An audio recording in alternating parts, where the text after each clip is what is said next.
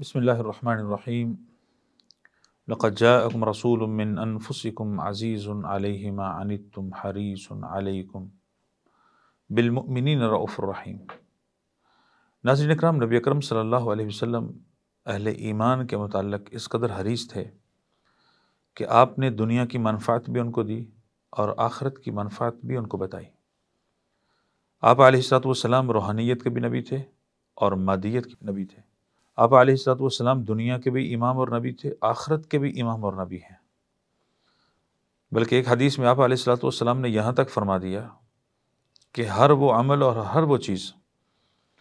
جو جنت کے قریب کر دے اور جہنم سے دور کر دے، اس کا میں نے تم کو حکم دی دے، الا وقد امرتکم بہ، اور ہر وہ چیز جو تمہیں جہنم کے قریب کر دے، جنت سے دور کر دے، میں نے تم کو اس چیز سے منع کر دیا ہے، روک دیا ہے کہ اس کے قریب بھی مت جانا۔ گویا کہ اس حدیث نے ایک جامعیت، الفاظ کی جو جامعیت ہے، یہ بتا دیا ہمیں، اس حدیث میں یہ واضح کر دیا گیا ہے کہ آپ علیہ الصلوۃ والسلام نے ہماری ہر زندگی کے لمحے اور موڑ میں رہنمائی فرمائی ہے۔ ناظرین اکرام، نبی اکرم صلی اللہ علیہ وسلم کی معراج کا تذکرہ بھی ہوا ہے کہ اللہ تعالیٰ نے معراج کے موقع پر آپ صلی اللہ علیہ وسلم کو کون کون سے تحفے دیے تھے۔ آپ صلی اللہ علیہ وسلم جب معراج سے واپس آ رہے تھے، یعنی آسمانوں سے واپس آ رہے تھے، تو آپ علیہ الصلوۃ والسلام خود بیان فرماتے ہیں، ما مررت لیلۃ اسری بی بملأ الا قالوا، فرمایا کہ جب میں واپس آیا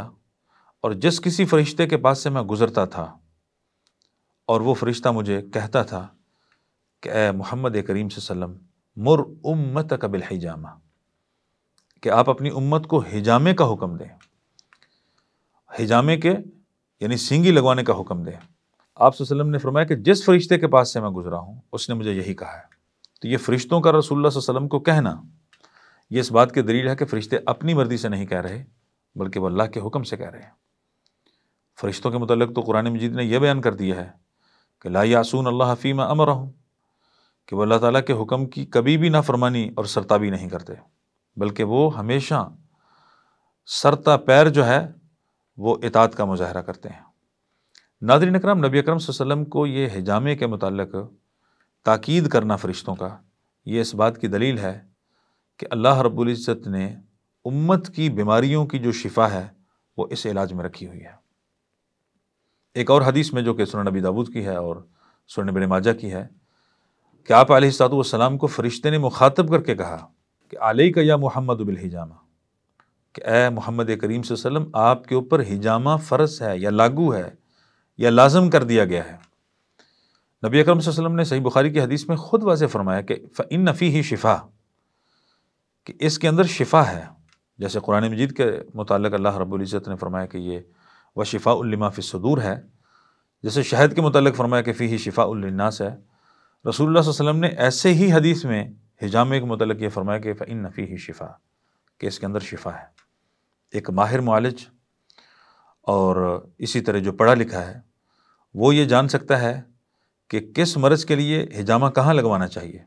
عرب کے جو قدیم اطباء تھے، یہ ان کے اندر رواج چلتا آ رہا تھا حجامہ لگوانے کا، سینگی لگوانے کا۔ امام احمد رحمہ اللہ کے متعلق بڑا مشہور ہے کہ جب انہوں نے یہ حجامے کی حدیث پڑھی تو انہوں نے حجامہ کرنے والا اس کو بلوایا اور کہنے لگے کہ میں نے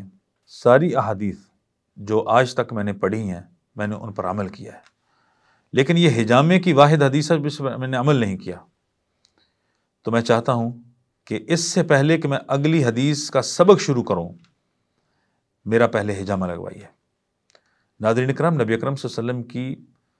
جو اپنی امت پر شفقت ہے، جو آپ صلی اللہ علیہ وسلم کی مہربانی ہے، وہ اس اعتبار سے بھی ہے کہ آپ نے انسانوں کو، مسلمانوں کو جو مادی بیماریاں ہیں جن کا تعلق جسم کے ساتھ ہے اس سے بھی پاک ہونے کی تعلیم ارشاد فرمائی ہے۔ اور اس واقعہ سے، اس حدیث سے آپ ذرا دیکھیے، اندازہ لگائیے کہ آپ علیہ الصلوۃ والسلام نے اپنی امت کو حجامے پر ترغیب بھی دی ہے۔ ناظرین اکرام، جسم کے اندر جو فاسد مادے ہیں اور خون ہے، یہ سارے کا سارا اس حجامے کے ذریعے سے خارج ہو جاتا ہے۔ اللہ رب العزت نے نبی اکرم صلی اللہ علیہ وسلم کے اوپر جو وحی نازل فرمائی ہے، اس وحی کا بھی یہ تقاضا ہے کہ آپ علیہ الصلوۃ والسلام نے جو بھی ارشاد فرما دیا ہے اس میں ہماری بھلائی اور اس میں ہماری خیر خواہی ہے۔ حجامے کے جو معالجین ہیں یا جو ماہرین ہیں وہ تو یہاں تک کہتے ہیں کہ ایک انسان کو اگر بی پی کا مسئلہ ہے، بلڈ پریشر کا آج کل بہت بڑا مسئلہ ہے کہ اکثر جو لوگ ہیں ان کو برین ہیمرج ہو جاتا ہے، بی پی جو ہے ان کا اوور ہونے کی وجہ سے۔ تو نبی اکرم صلی اللہ علیہ وسلم نے اس حجامے کے علاج کے اندر اس کا بہترین جو سد باب ہے، جو اس کا علاج ہے، وہ بتا دیا ہے۔ اور معالجین یہ بھی کہتے ہیں کہ اس سے خون کی جو گردش ہے وہ بہتر اور معتدل ہو جاتی ہے۔ ناظرین کرام، نبی اکرم صلی اللہ علیہ وسلم کا معراج سے واپس آنا، فرشتوں کا نبی اکرم صلی اللہ علیہ وسلم کو یہ کہنا کہ آپ اپنی امت کو حجامے کا حکم دے، آپ کے اوپر بھی لاگو ہے۔ آپ صلی اللہ علیہ وسلم کا یہ کہنا کہ اس میں شفا ہے، یہ ساری کی ساری باتیں اس چیز کی طرف رہنمائی کرتی ہیں کہ ہماری جو روحانی یا مادی جو بیماریاں ہیں، نبی اکرم صلی اللہ علیہ وسلم اس کے علاج اور شفا کے لیے بہت زیادہ حریص، اور اس کے متعلق آپ صلی اللہ علیہ وسلم جو تعلیمات اور جو رہنمائی ہے وہ ہمیں دے رہے ہیں۔ اللہ تعالیٰ سے دعا ہے کہ اللہ تعالیٰ ہمیں ان تمام احادیث پر اور آپ صلی اللہ علیہ وسلم نے جو بھی ہماری رہنمائی فرمائی ہے اسے قبول کرنے، عمل کرنے اور اسے نیکی کی نیت کے ساتھ آگے شیئر کرنے کی توفیق نصیب فرمائے۔ آمین یا رب العالمین۔